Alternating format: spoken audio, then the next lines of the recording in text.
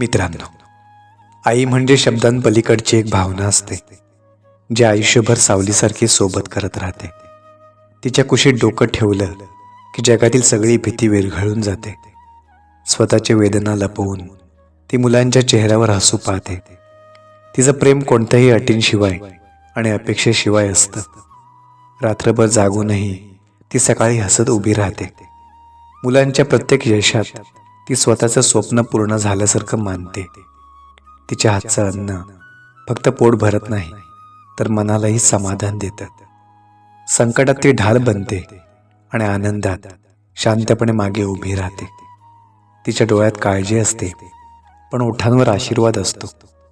जग काहीही म्हणो, तिचा विश्वास कधी कमी होत नाही.